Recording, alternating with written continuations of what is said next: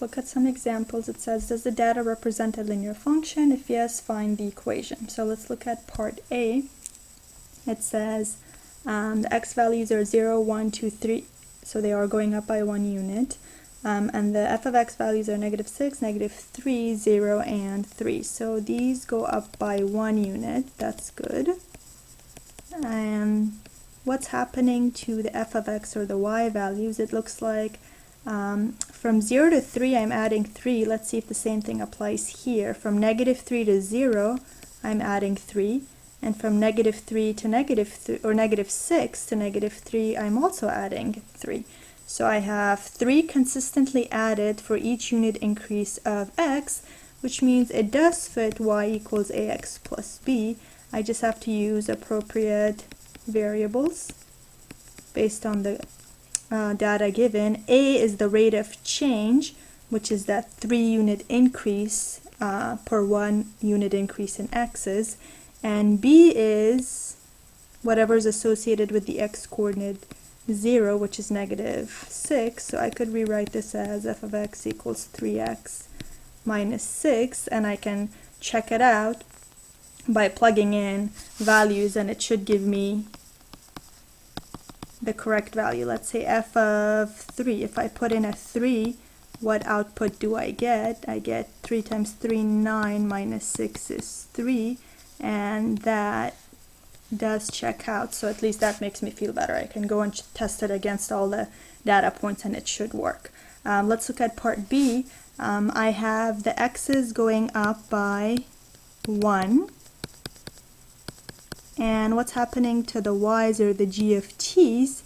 There's no change, which means a must be 0. So it stays constant at 5, which means I have f of x equals, or let's use the correct variables. Here it says g of t.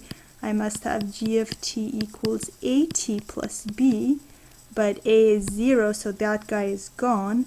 And I just have to use the b value, and remember the b value is always the one associated with the x coordinate or the t coordinate in this case of 0, which is 5. So no matter what input I give it, g of t is always equal to 5. Part C, the x coordinates again going up by 1, and what's happening to the y coordinates? Here I'm going up by 3 to get to 6. From 6 to 7 I'm going up by 1, and that's when I stop. If the unit increase in x's are 1, but in y's they're not consistent, it's not going to be linear. There's no consistent increase, so I don't have to find an equation. Let's move on to part D. The x's are going up by 1.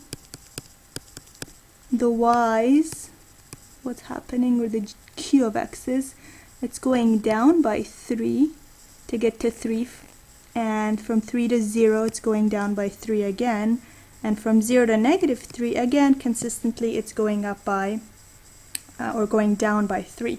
So it should fit y equals ax plus b, only I have to use the correct variables. I have to use q of x equals a is this consistent decrease by 3 for each unit increase in x's, and then b is, remember, whatever is associated with the x coordinate 0, which happens to be of a y value or a q of x value of 0. So I could say q of x is equal to just -3x and be done with it. Graph the linear function f of x equals -2/3 x plus 1. We're going to start graphing by making an xy or xf of x chart, and then later in the sections we'll see other methods. So let me label this. This is the x-axis. This is the f of x, or the vertical axis.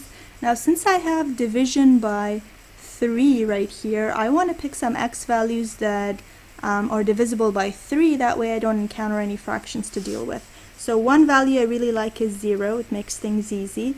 I'm also going to pick 3 because it's divisible by 3, and I'm also going to pick a negative value, -3, that's divisible by 3. 0 is the easiest one, so let me plug that in. That's going to make this guy go away, so I have 0, 1. Let me put in the positive value, input f of 3. I put a 3 in there, that's a 3 over 1, so these guys reduce, and I get -2 plus 1, which is -1.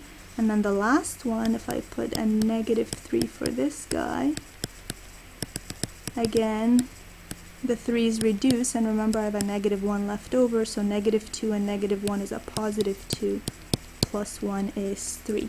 So basically I got myself 3 ordered pairs. I have -3, 3 as the first one, 0, 1, and then 3, -1.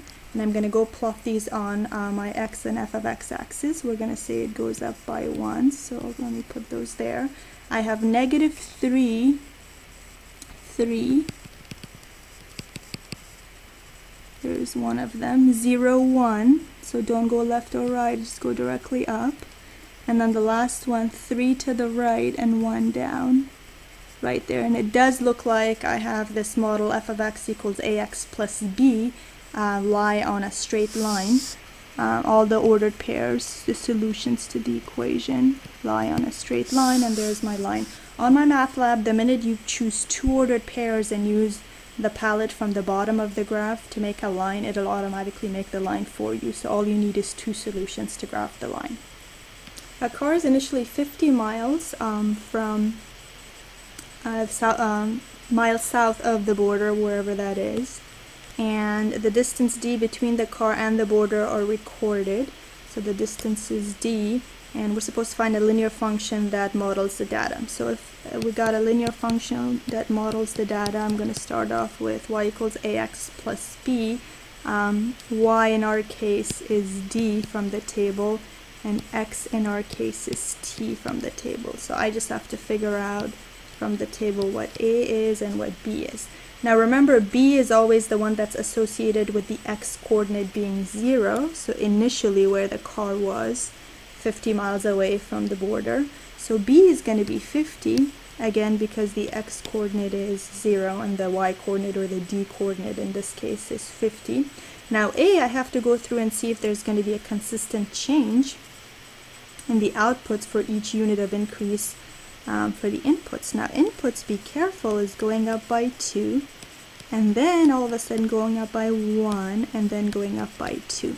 So let me see if the going up by 2's are at least consistent. For the going up by 2, for the first two, the y's, or the d's in this case, go up by 120. From 50 to 170 is 120. And let me see if the same change occurs here, because I'm going up by 2's in the t coordinates. Here from 230 to 350, that's a difference of, again, 120. So that's good news. If the t's are going up by 2, the d's are going up by 120. Now in the middle right here, t's going up by 1. So if it's going up by 1, it shouldn't go up by 120, but rather by half of 120. Does it? Is 170 to 230 an increase of 60? And yeah, it is. It looks like we're okay. Again, pay attention to what happened to the x or the t values. Went up by 2, then went up by 1, then went up by 2 again. And for the d values, for the 2 increase above, there was a 120 increase below. And for only half of that increase, for 1 unit increase, there was only half of that increase in the d's, which was 60. So this definitely is a linear function with an increase of 60 per unit. Remember, every unit increase in the t's should give me the same increase in the d's, or the y's in this case, which is 60. So here's my model, d equals 60t plus 50. So 50 is how far initially it was from the border, and each hour that goes by, the mile gets away from the border by 60 miles. In other words, 60 miles per hour must have been the speed of this car.